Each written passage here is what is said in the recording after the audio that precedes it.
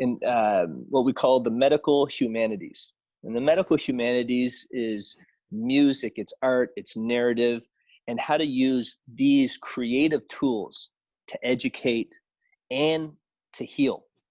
And research is really have identified just how powerful these tools actually are when it comes to health, wellness, and to education.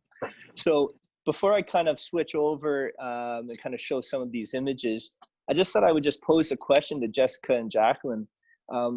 Have you had any experiences either for yourself or for others, and perhaps how your creative work has touched others in some sort of a healing capacity? Physical, mental, emotional, spiritual, just kind of share with us, your own experiences when it comes to that. Absolutely.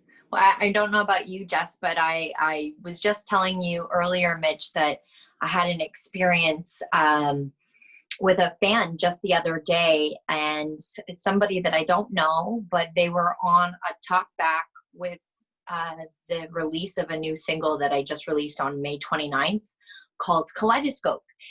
And it actually tackles mental health issues, and the story of this woman is going through these really difficult circumstances and how it weighs on her mental health, and then more so how she reacts or behaves in her reality, in her world, and that it's very harmful to herself in the end and those around her. And a few days later, after the song released, and I did this special talk back the night before it released to a intimate group. Most of them are the Kickstarter supporters that Helen was talking about before. And she messaged me on Facebook, but I'm not her friend on Facebook. So it took a while for me to see this message because it was in like my back messages, and it was profound. I read the message and I cried. I was trying to go to bed, and then I realized this is why I do what I do. It's really hits home when someone tells you and their personal story and opens up and becomes vulnerable. So this lady reached out to me, and she first of all, she said I could share this. So she said that she had just lost her husband in September 2019, and he was only 40 years old. And that when she heard us talking about mental health and different ways of how your mental health can express itself negatively, that she thought she was exempt from mental health issues because of what she thought that meant. But then when we had this big discussion, and even on the stuff that I talk about in the song, she then realized that she's been battling with this, and it's been getting worse and worse, and that she had a light bulb go off while she was listening to the song and hearing the talk back. And now she was aware of it, and she was ready to face it, and she wanted to get help. And she shared that with me. And that was a really profound moment for me, because I know that my stuff is reaching people, but it's not every day that somebody lets me know.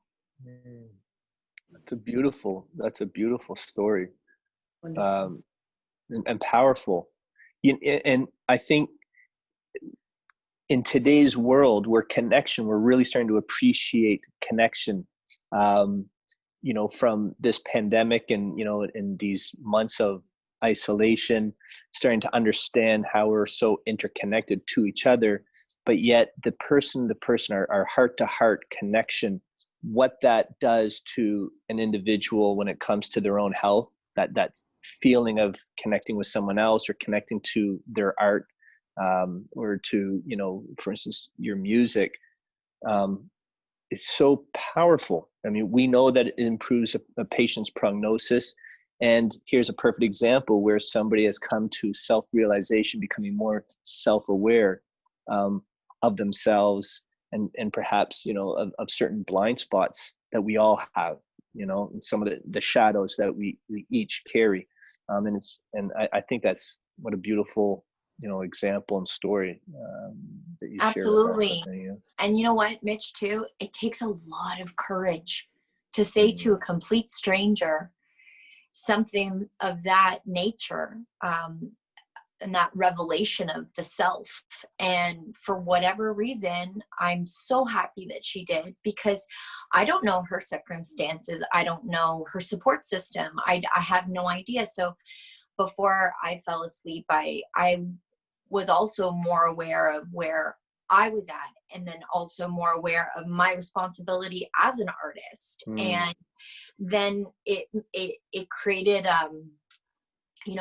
I knew that I needed to respond, and I was very careful in that response, and continued a conversation that was respecting her self-awareness and the boundaries that are there between strangers or an artist and a fan. And it was very, very beautiful how it all ended. And it was just her way of saying thank you, so it was really great. Yeah. Powerful. And that's the power of art, right? Yeah, it truly is the power of the arts. Yeah. So can I ask the two of you, do you find that, when you're in your creative space, and, the more that you find your own sense of vulnerability, you find that open-hearted space within yourself to allow that creativity to flow through you, let's say, from a way to kind of try to express, where does this creativity and innovation kind of come from?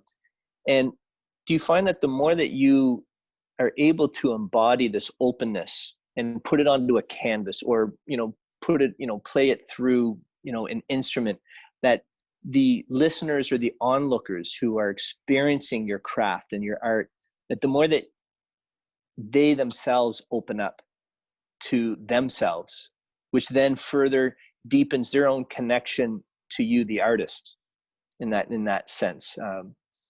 Yeah, no, absolutely. I mean, just to touch on everything that was just mentioned, that your own connection is such an incredible journey through oneself, through creation, everything that everyone in this group, and as well as whoever is also listening, has an art to share, whether it is considered a fine art, in a photograph, in a sense of expression. And these are our expressions, everyone on this page that is here to share this experience and this journey. And so being able to reach out and hearing feedback is so rewarding for us, because we know what it's doing for us, but we don't always exactly know what it's doing for us until someone else points that out. So it's an exciting journey every day to get to wake up and do what we do, I think, and to keep learning through each other. Sorry, I may have got what was that awesome question, Mitch? I think you answered, but I mean, the idea that you, the artist, opening yourself up to, to demonstrate and put something on a canvas, and how other people, the more that you open yourself up, allows other people to open up. And, that is creating a certain bond. It creates a level of self-awareness and self-actualization. Sure. And I think it's in you, and we don't always know that it's there. And I know that it can spark something. There could be a million revelations, and people respond and they behave and they react. My body responds to sound. My body responds to watching someone else dance. Like, I can't sit in my chair. I need to get up and I need to start moving. Something happens to me when I hear you sing, and when I hear you play, Mitch, like, something happens to my body physiologically, and I want to know about that. And I know that even for people who may be not as open, clearly, as I am, because I am definitely right out there, and I want to embrace all of those sensations, that movement and sound and frequency and painting and grooving and tapping into a flow. People, I believe, are greatly affected even when I'm alone moving in my space. And there is, transcendence. There's energy. It just is what it is. So I like what you just said, you know, this kind of sense of transcendence, because when I watch you perform, like Jessica, and you're dancing with music, and you're painting, and Jacelyn, you know, hearing your music, like there is what I like to call a transmission of energy.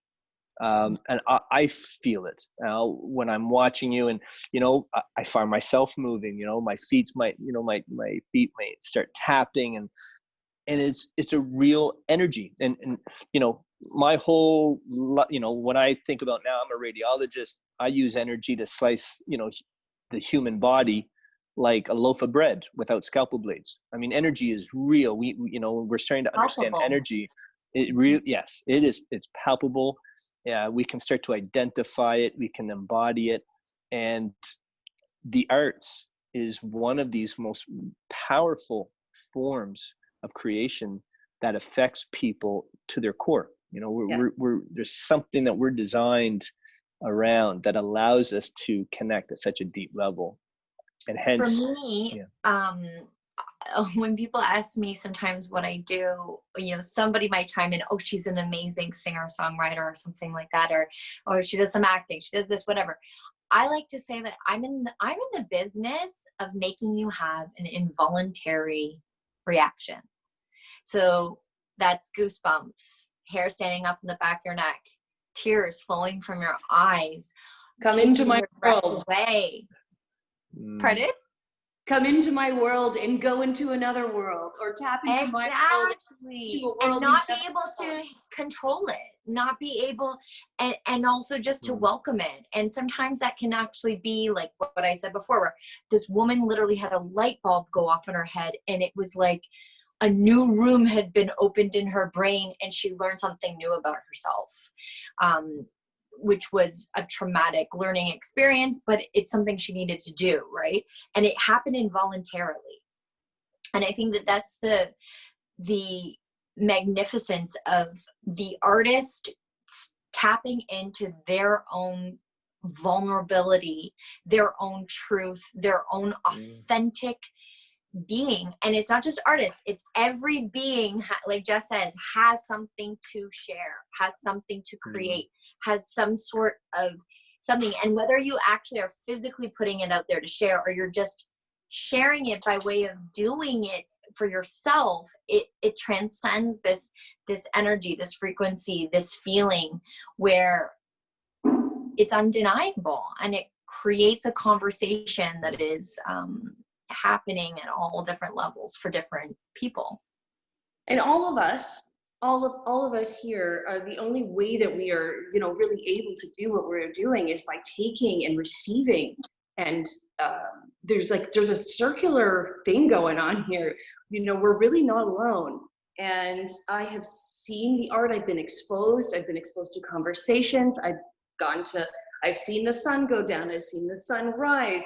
I have an array of colors in like everything that we're exposed to is part of that connectivity. So how cool is that? Everything you just said, all of it. And that's why we're all able to do what we're doing, because we need each other. I mean, I have something that I've been born with that is in me to give, that wants to share, that wants to not know what the hell I'm doing and be scared and have a conversation about it after with someone who's like, oh my God, I could never imagine myself doing that, and da-da-da-da-da. But like, you know, and so it's everything. It's all of it. It's all of it. And, you know, I think it's so, I mean, we're really blessed that we have this ability to experience it through different mediums during this time. See, even the dog wants to express something right now. He does want to express. Sorry, I don't know what dog that is, but he's like, I have a voice. Sorry, yeah, my dog here, Hannah Banana, she wants in on the conversation. Come here. Get her in here. Yeah, she's a Come here, being. bud. She can do it. There she is. Look. Come here. Hold on. There she is. Hi. Yeah, she wants to Hey, be bud. part of the vibe. She's feeling the Say vibe. hello.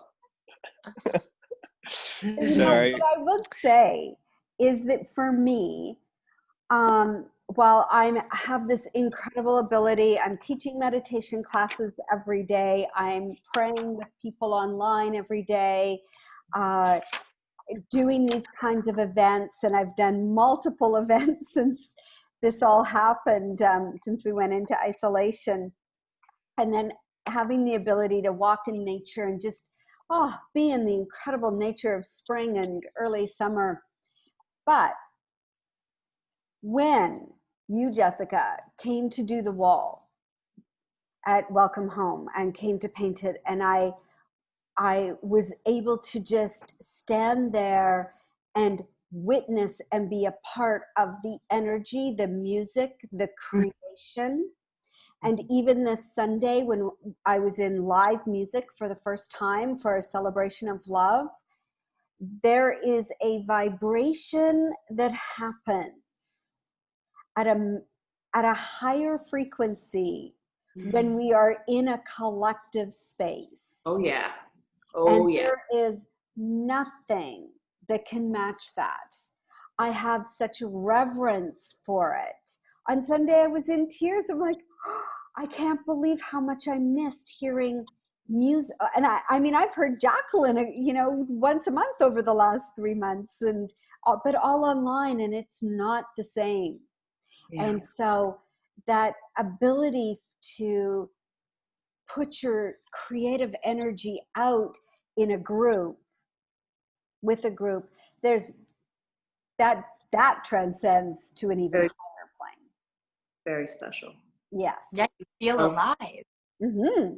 Right? You are tuning, it's like tuning an instrument. Whatever creativity that you are blessed to be invited in, whether it's on your own or in a group setting, but it's happening live, not over a screen as much.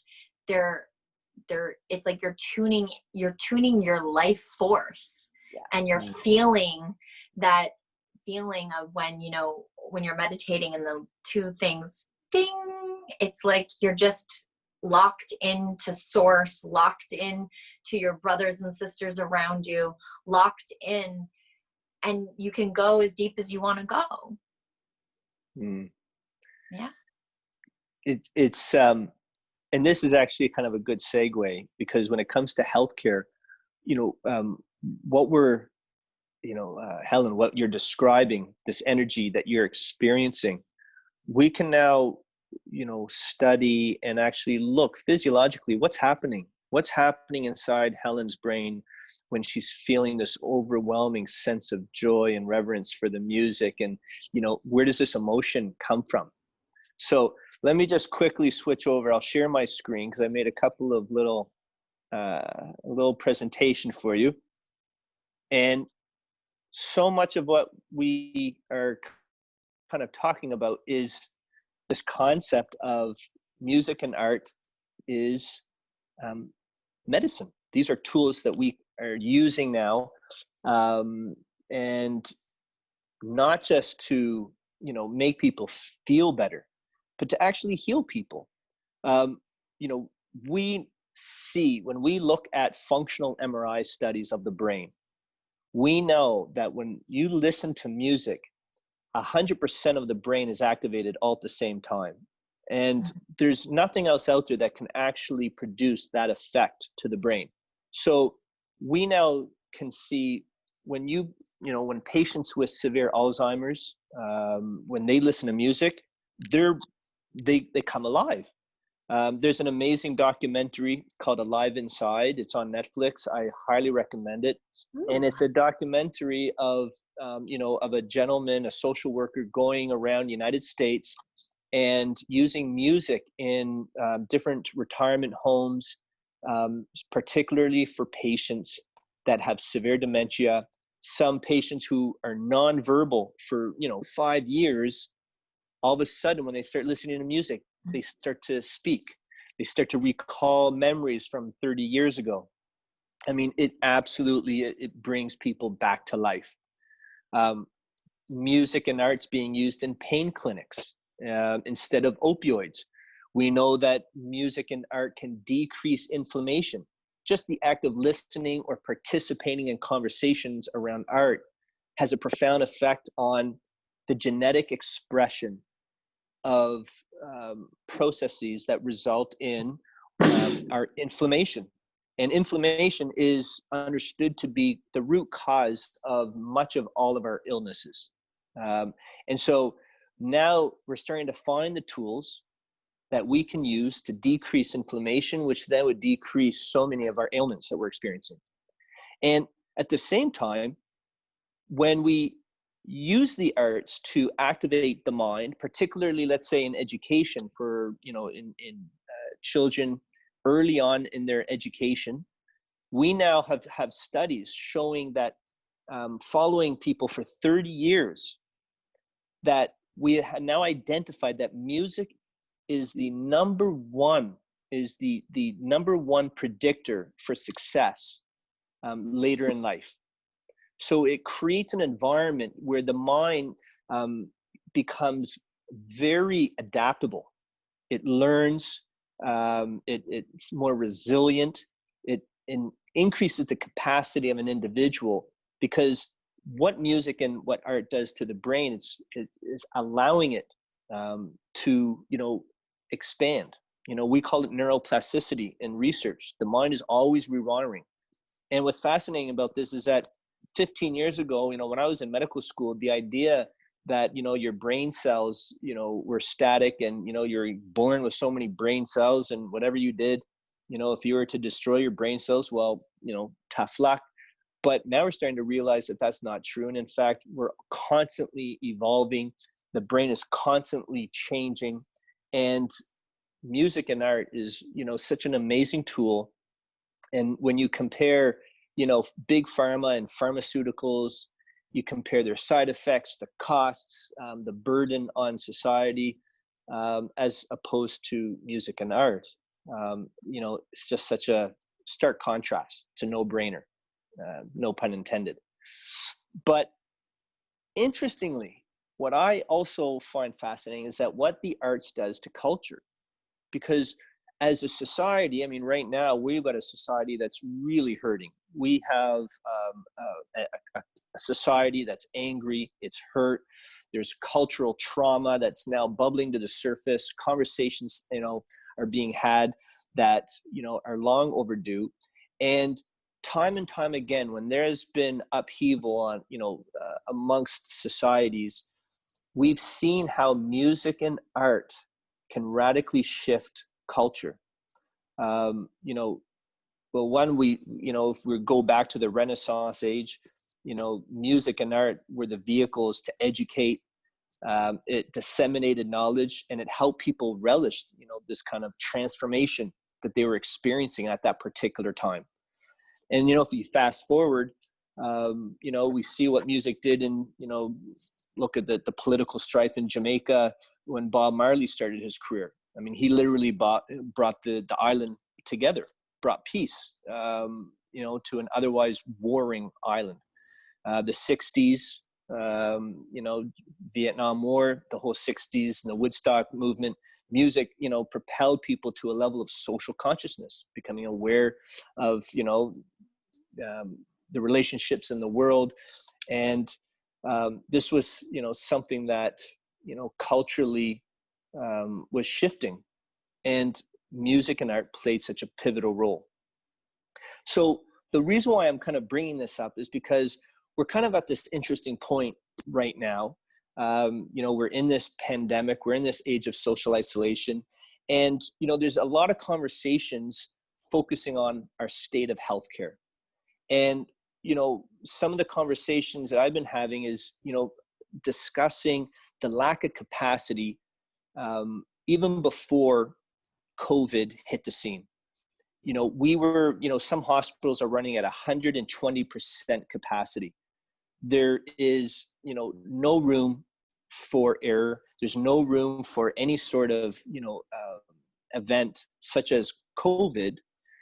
And, when we are starting to understand that the practitioners, the nurses, the physicians, the technology staff, custodial staff, everybody who makes healthcare function, they are also part of the community that we're living in.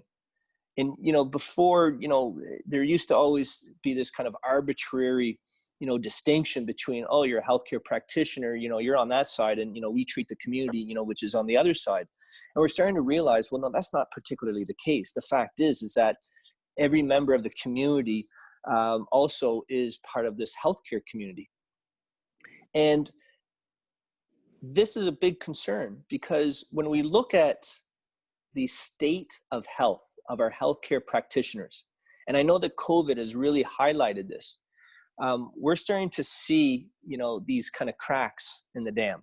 And this is something that was, this is from the Canadian Medical Association Journal. This is from May 2019, so before the pandemic even hit. And this was, this is a really powerful article that came out, and it discusses physician suicide. And I just want to read this one little paragraph.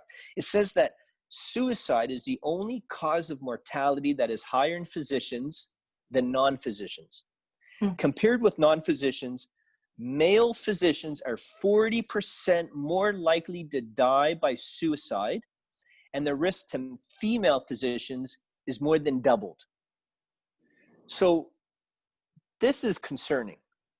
This is, you know, very, very concerning when healthcare is supposed to be the backbone of a community, and yet we're starting to see that you know, the camel's back is now broken. And we're at a point now where science and technology has allowed us to understand ourselves at a much deeper level. We're starting to understand, you know, what I call energy in a much more broad perspective that helps us understand ourselves and our relationships to each other at a much deeper level. And it couldn't happen at a better time, because we're at this breaking point. Not only do we not have capacity, you know, we don't have any degree of, you know, wiggle room when it comes to extra load of patients or, you know, a pandemic like we're experiencing now, but we're also seeing that our practitioners are not well. The fact is that if somebody goes to their doctor and wants to talk about mental health, there's a very good chance that that physician is, you know, dealing with their own mental health and, you know, have yet to really learn how to deal with it. And so just to give you a bit of an update, you know, I'm starting a program where we're teaching doctors and nurses through accredited programs, which means, you know, the practitioners need annual requirements to keep up their professional license. So we're creating a fellowship to start teaching healthcare practitioners about energy from both Western science, but also from a very spiritual perspective. Because energy spans both sides, Western modern science and ancient spiritual wisdom. And by understanding that spectrum, we start to have a more holistic understanding of ourselves and how we can proceed in a new way. And this all, you know, coming back to, you know, spirituality, using music and art, these holistic approaches. I mean, this is just, you know, a quick look at some of the research. These numbers are staggering. You know, patients and people in these studies are experiencing, you know, 60% of people are experiencing, you know, anxiety relief. 3/4 of people can, you know, improve sleeping. Blood pressure improves in 80% of the people in these studies. Coronary artery disease. People who are doing these, you know, social technologies or mental push-ups, almost 90% decrease, you know, the need of having to go to the hospital and becoming, you know, to get hospitalized. So we're at this kind of tipping point now. We're starting to see how powerful these techniques are, and at the same time, how music and art can play a pivotal role. And from these conversations that we're having, it makes so much sense to me in my mind that, you know, you guys are practitioners in the truest sense. I'm just going to stop my screen here. I want to see all of you. So I think it's really important that we start having these conversations, and we're having these conversations starting with practitioners to really say, look, yes, you're in a position to treat people, but you have to start learning how to treat yourselves. And you have to start thinking about who is defined as a practitioner of health. Because in my mind, Jacelyn, Jessica, Helen, you are all practitioners. And when people can connect to your art, when people can connect to your meditations, that sense of connection, that bond, is part of the biopsychosocial model of care. BPS. I mean, this is gold standard. We've known about this for 20 years now, but we're starting to realize how practical it is. And we need now kind of these new ways. We need a new conscious healthcare model that allows us to become more proactive, more spiritual. And I find something, I'll just kind of share something, and then I'll stop talking and let you guys kind of weigh in here. But I want you to imagine this.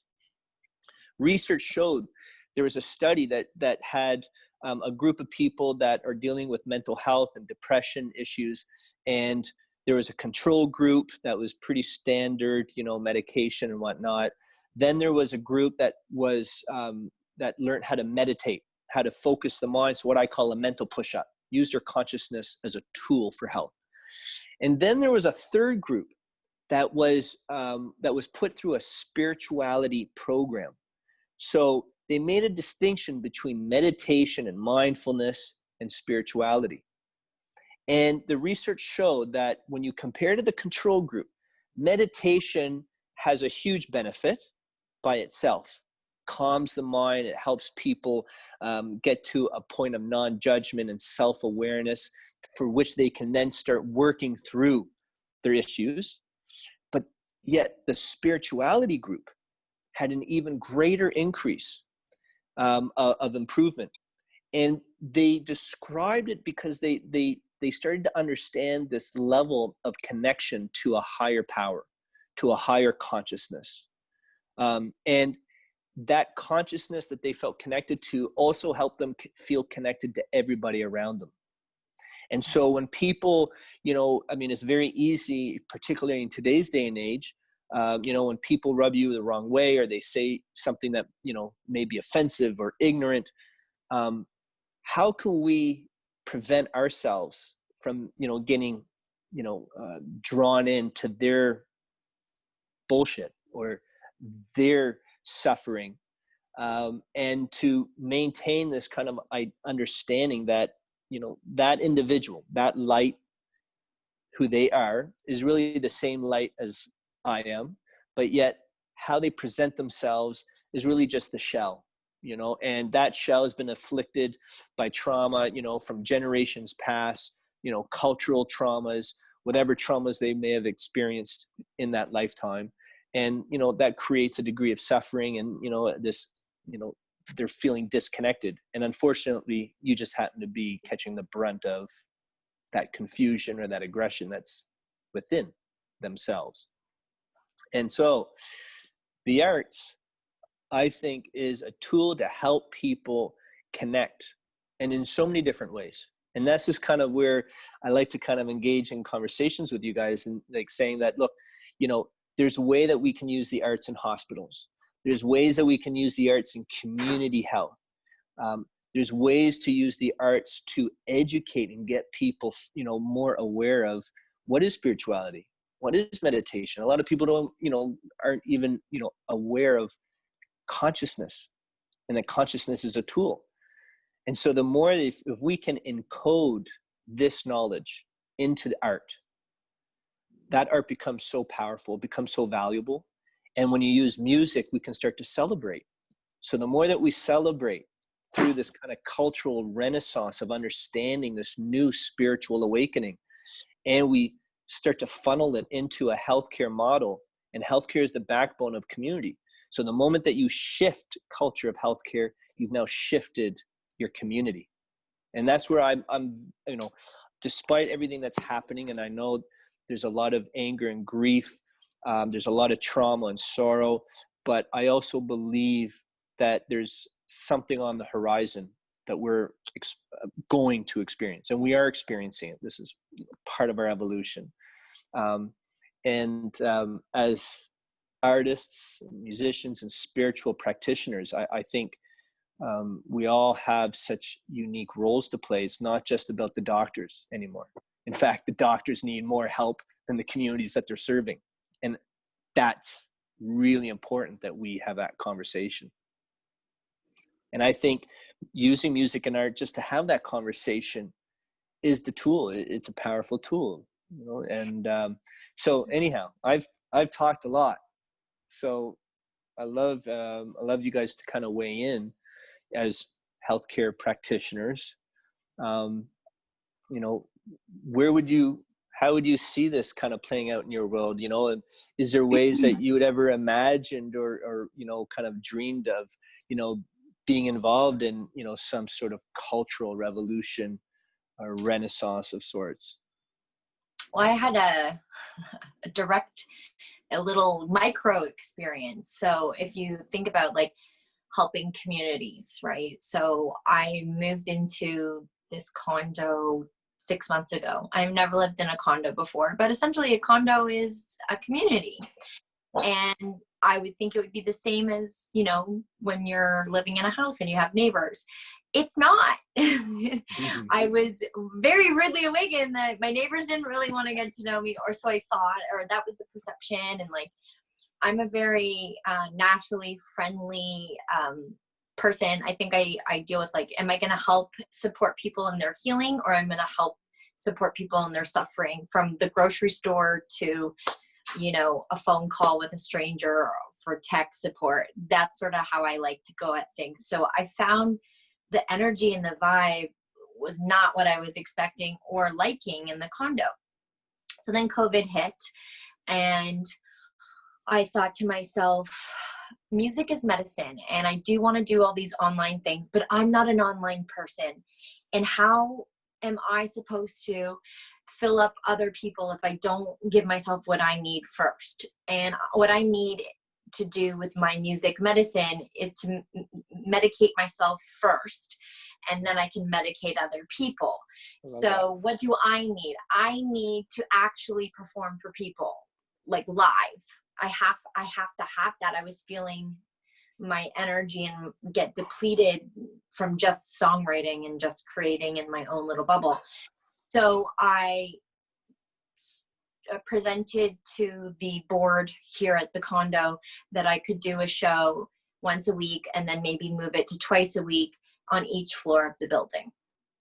And then what I saw unfold was, not only was I providing medicine to myself by way of doing what I love to do and what that fills me up, but also inviting, and it wasn't mandatory, it was an invitation sent to each person's door on that floor to come and join me for that hour of music and medicine and community. And it was unbelievable. The experience that I had on each floor was like a completely different community. Like, and I wasn't expecting to learn that either, that there was the micro and the macro in just a building, right? And so I think it really just taught me that, but I was the leader, I was the practitioner, I was the one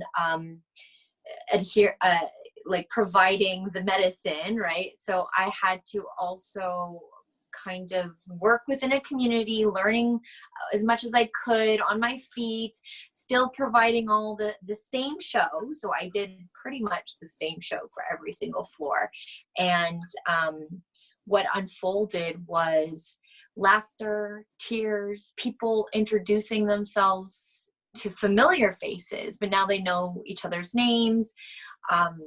The deeper sense of community is that we were all going through the same experience of COVID, but the uncertainty and all that jazz, but that this was a moment where that they could connect with themselves and with each other and transcend above their circumstances.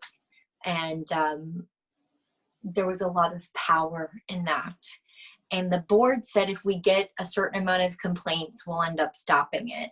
and they didn't get more than a handful of complaints over 3 months' time in all 14 floors.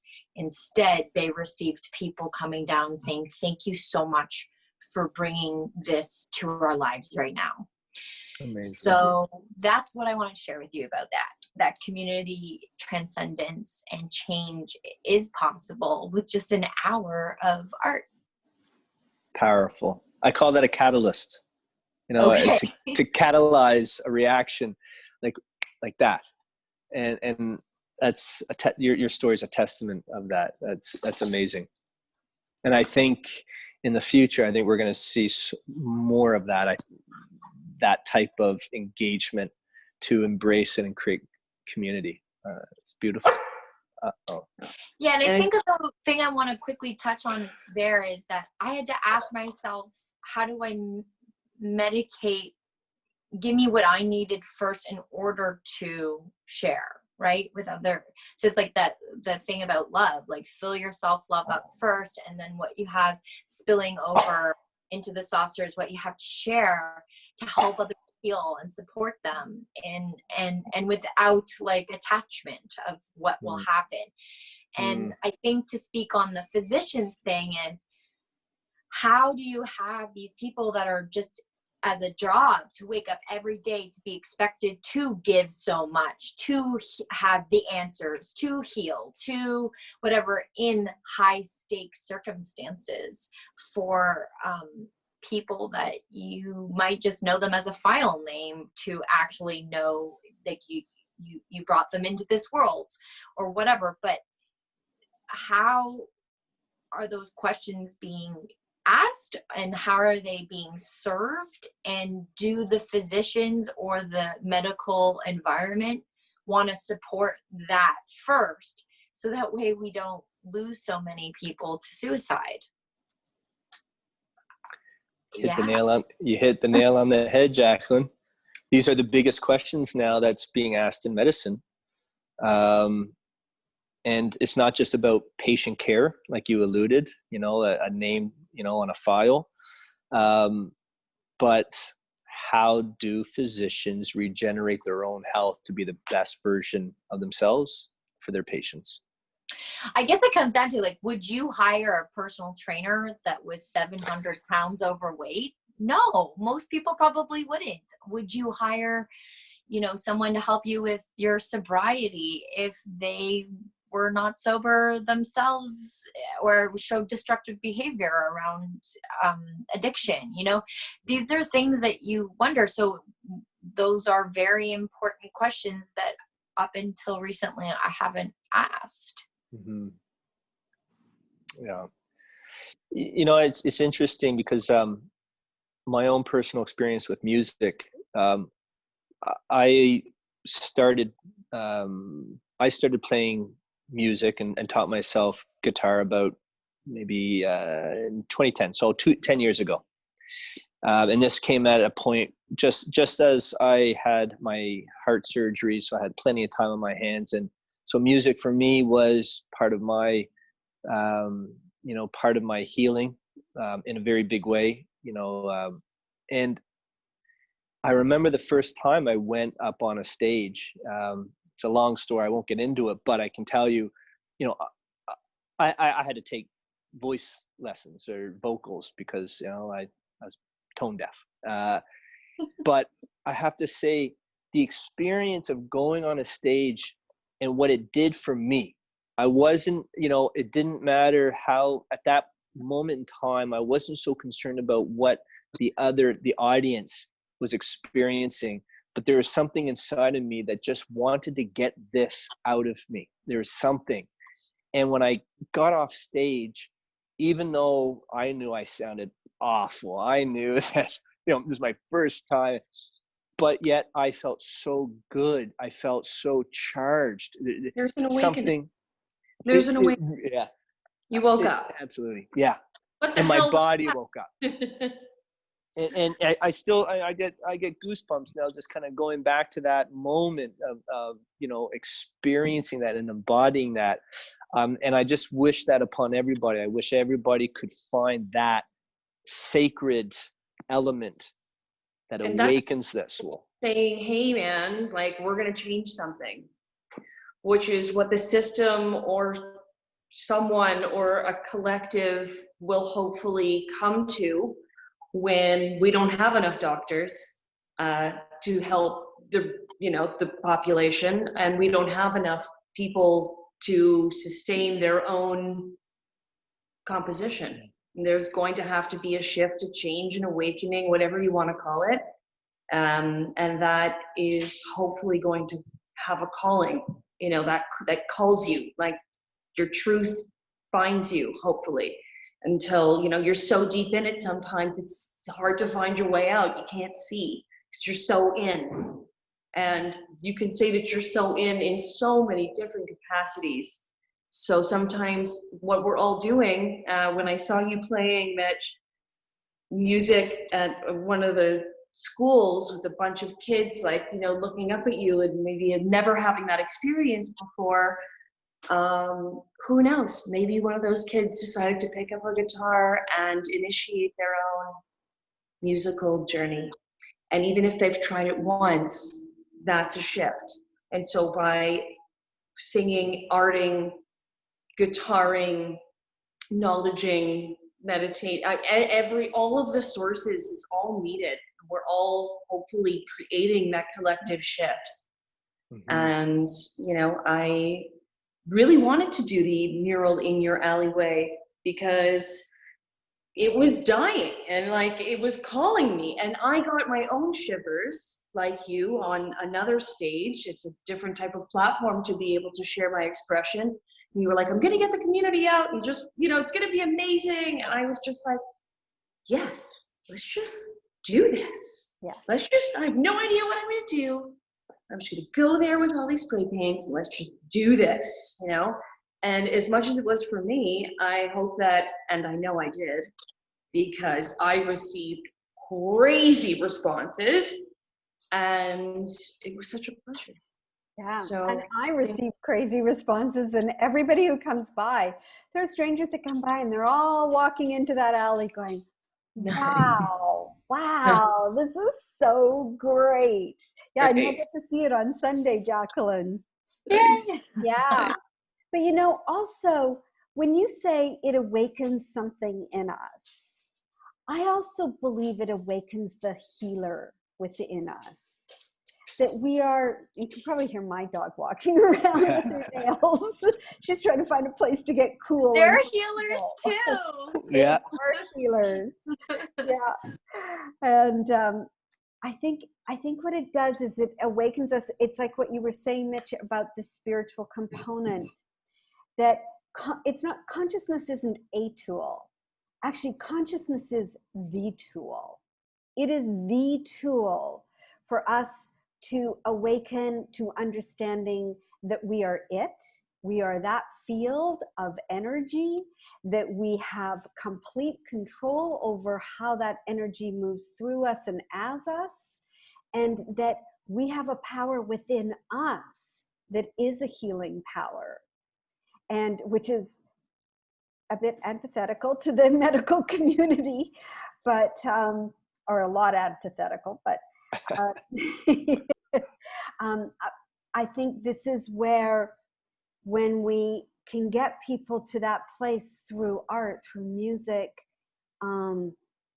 through meditation, through whatever medium, to turn on that switch to go, oh, wait a minute, I am that unconditional love. I am all of this. I am as you've mentioned, Mitch, and it's like our favorite quote, I am the entire ocean in a drop.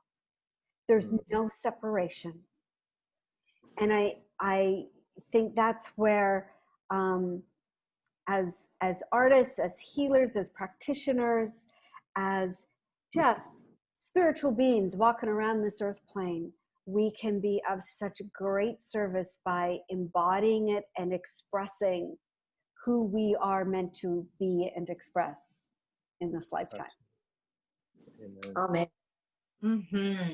Mitch, do you Absolutely. think that physicians or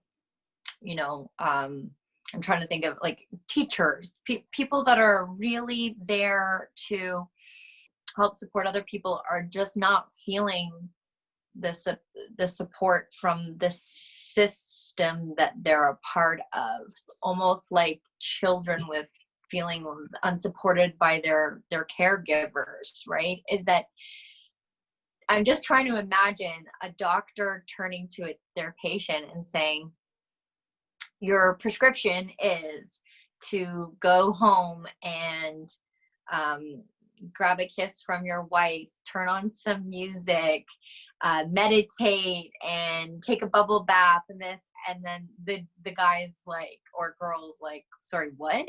You know, and or there's other things as well, but you know what I mean? Like, it's like, how does this major shift happen, and how do the legitimate practitioners that went to school reach out to the other practitioners, like all of us on this call right now, and come together in a system that feels so broken because people are bailing by way of taking their lives, right? So I'm just like, how do you see that map for the system?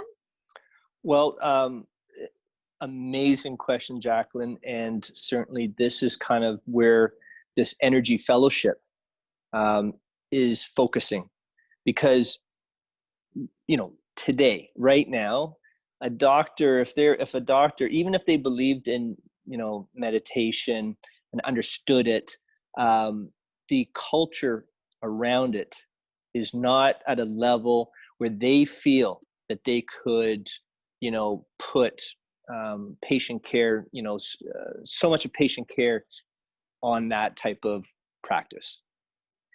But what is the tipping point is when people, particularly practitioners, start to reframe a framework. When they have a framework for understanding energy that spans that science. Again, you know, as a radiologist, I guarantee you that the doctors who are sending all of their patients for an MRI scan or for CAT scans, they have no concept of understanding of how that machinery works and the technology behind it. The fact that we're all waves of energy, and that's why we can actually receive an image. And when the doctor starts to understand from this new perspective, just a subtle shift, then it allows for new mechanisms for patient care, which also includes restorative care. And so, you know, this energy fellowship, which happens to be accredited for physicians and for nurses, but we're going to eventually be offering it to all sectors of community and even the general public, because then the public can also help their physician, and it creates now this new layer of accountability to their healthcare practitioners as well. So I think that with technology that we have today, and with kind of a new understanding of social technologies and mindfulness, the arts, I actually do believe that there is a path forward. And that is something that, you know, that's kind of my, you know, what I feel my kind of sacred purpose, and how I, you know, what I want to give back. I have this insatiable desire. I want to help. And I think, you know, by helping physicians and by helping the healthcare model kind of move forward to improve patient care, I do think that there is a very specific roadmap. And just to kind of bring awareness to this, but if we were to go to India and we were to go to, you know, a university that focuses on music, let's say, their music programs are also integrated with their spiritual programs. So if you wanted to do a master's or a PhD in music, you're also studying spirituality, because in the Far East, there's no distinction between music and the arts and spirituality. So music is an element that, you know, and the arts is something that expands what they call space, expands consciousness. And this is, you know, Western medicine, we're finally catching up. And it's just a matter now of how can we start applying this. And I think we're, you know, I think it's, to your question, Jacelyn, I think it's a Renaissance approach where we use the arts to celebrate and to educate and to create that, you know, because I think it's happening. There's millions of people that are now awakening. We're standing in the dawn of a new galactic day. And I think now there's more than enough people in the world that if a roadmap were to now unveil itself, I think, we can start moving in a new trajectory. Yeah. The science of inner peace is the same as science of global peace. And this is kind of now where we're headed. People are looking for it. It's time. Yeah, 100%. We're there. I mean, it's been going on for decades. It's spilling over into every corporate faculty. It's every corporation. There's I'm next to Canada Goose and they're doing yoga classes at lunch.